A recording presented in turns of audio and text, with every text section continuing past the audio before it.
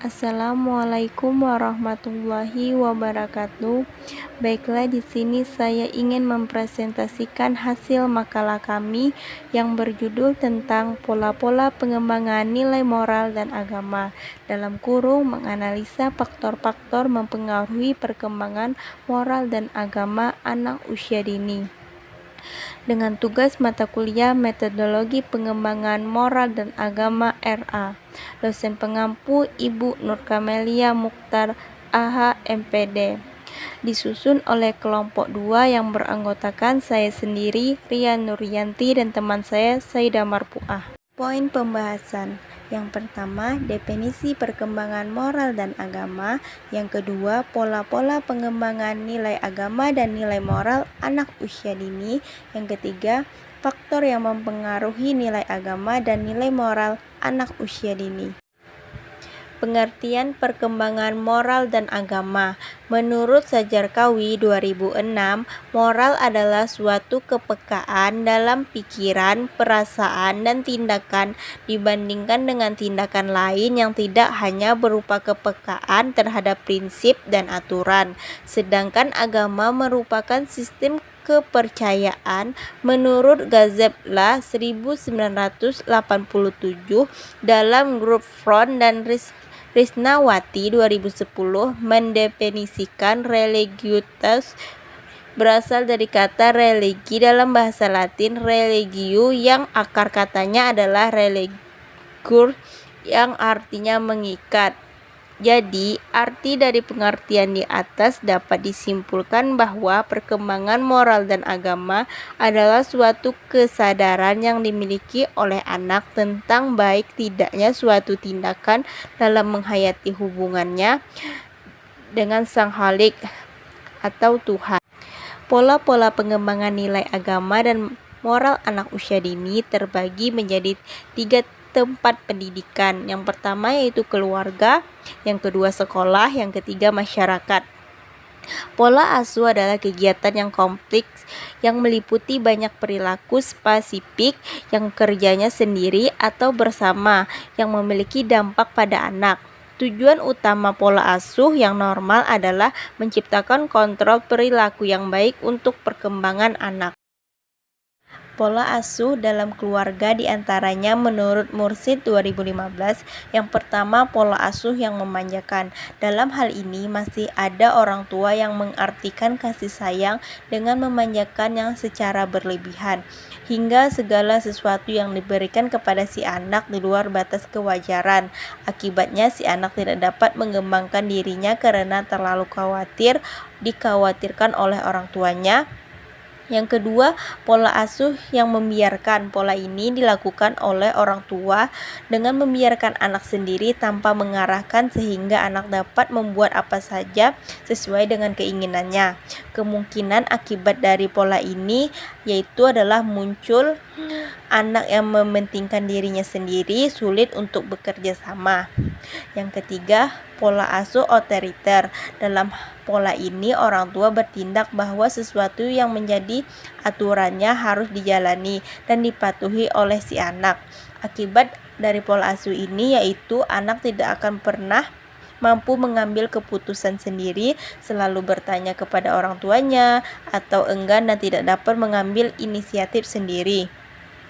Yang keempat, pola asuh otoritatif, yaitu pola asuh yang wajar dan tepat untuk membantu perkembangan potensi-potensi anak yang di bawah sejak lahir. Dalam penerapan pola ini disesuaikan dengan situasi dan kondisi. Yang kelima, pola asuh demokratis. Pola asuh ini bertolak belakang dengan pola asuh otoriter, di mana orang tua itu membiarkan kebebasan kepada anaknya untuk untuk berpendapat dan menentukan masa depannya. Ciri-ciri dari pola asuh demokratis yang pertama yaitu orang tua senantiasa mendorong anak untuk membicarakan apa yang menjadi cita-citanya, harapan, dan kebutuhan mereka. Yang kedua, pola asuh demokratis ada kerjasama dan harmonis antara orang tua dengan anak. Yang ketiga, anak diakui sebagai pribadi sehingga segenap kelebihan dan potensi mendapat dukungan serta dipupuk dengan baik. Yang keempat, karena sifat orang tua yang demokratis, mereka akan membimbing dan mengarahkan anak-anak mereka. Yang kelima, ada kontrol dari orang tua yang tidak kaku. Sedangkan pola yang terakhir yaitu pola asuh permitif. Pola asuh permitif ini merupakan lawan dari pola asuh otoriter, di mana orang tua pola asuh ini memberikan anaknya untuk menampilkan dirinya dan tidak membuat aturan yang jelas serta kejelasan tentang perilaku yang mereka harapkan, sehingga menerima yang tidak peduli dengan perilaku yang buruk. Hubungan mereka dengan anaknya adalah hangat dan menerima. Ciri-ciri dari pola asuh permisif ini, yang pertama, orang tua memberikan kebebasan penuh pada anak untuk berbuat. Yang kedua, domisi untuk anak. Yang ketiga, sikap longgar atau kebebasan dari orang tua. Dan yang terakhir, kontrol dan perhatian orang tua terhadap anak sangat kurang, bahkan tidak ada. Selanjutnya, faktor-faktor yang mempengaruhi pengembangan nilai agama dan moral anak usia dini. Terdapat dua faktor, yaitu faktor perkembangan awal dan faktor penghambat. Suyadi dan Maulidia Ulfa 2013. Faktor perkembangan awal. Perkembangan awal 0-5 tahun adalah masa-masa kritis yang akan menentukan perkembangan. Adanya perbedaan tumbuh kembang antara anak yang satu dengan yang lainnya.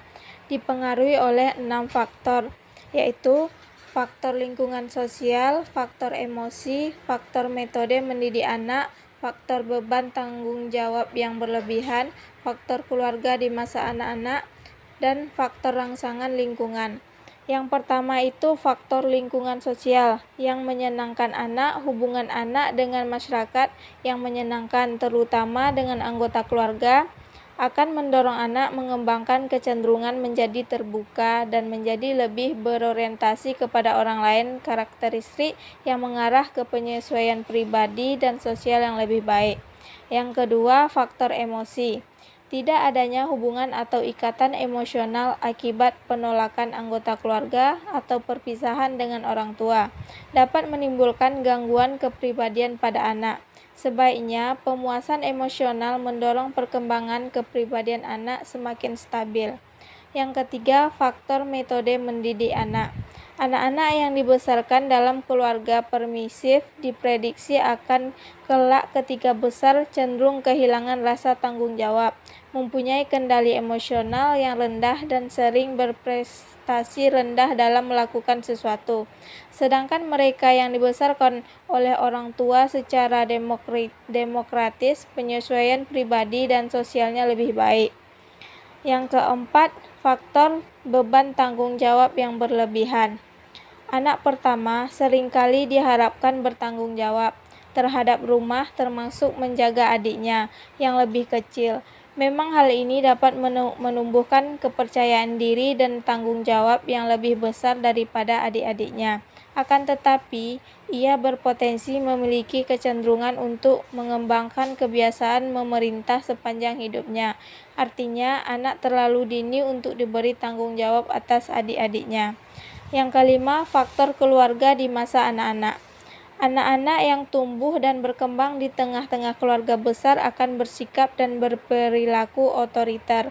Demikian pula dengan anak yang tumbuh dan berkembang di tengah keluarga yang cerai, kemungkinan besar ia akan menjadi anak yang cemas, tidak mudah percaya, dan sedikit kaku.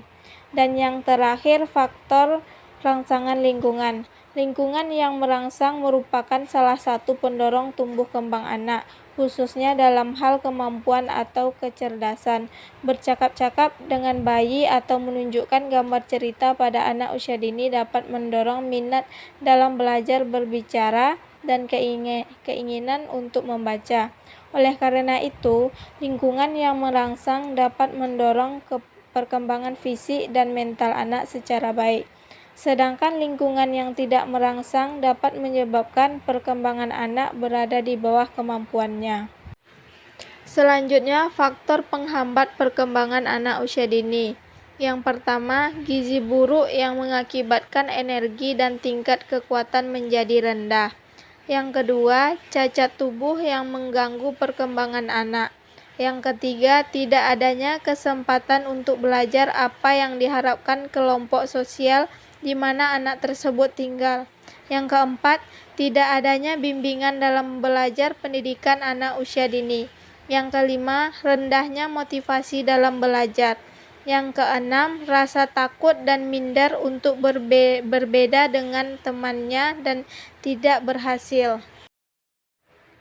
Nah, dari materi yang telah dijelaskan tentang pola-pola pengembangan nilai moral dan agama, menganalisa faktor-faktor yang mempengaruhi perkembangan moral dan agama anak usia dini, dapat kita simpulkan bahwa perkembangan moral dan agama adalah suatu kesadaran yang dimiliki oleh anak tentang baik tidaknya suatu tindakan dalam menghayati hubungannya dengan Sang Kholik atau Tuhan.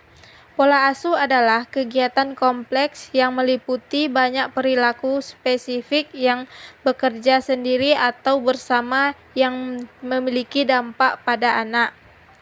Tujuan utama pola asuh yang normal adalah menciptakan kontrol perilaku yang baik untuk perkembangan anak. Meskipun setiap orang tua berbeda dalam cara mengasuh anaknya, namun tujuan utama orang tua dalam mengasuh anak adalah sama, yaitu untuk mempengaruhi, mengajari, dan mengontrol anak mereka. Tumbuh kembang anak tersebut karena dipengaruhi oleh 3 faktor, yakni faktor perkembangan awal, faktor penghambat, dan faktor pengembang. Nah, cukup sekian penjelasan materi dari kami. Terima kasih. Assalamualaikum warahmatullahi wabarakatuh.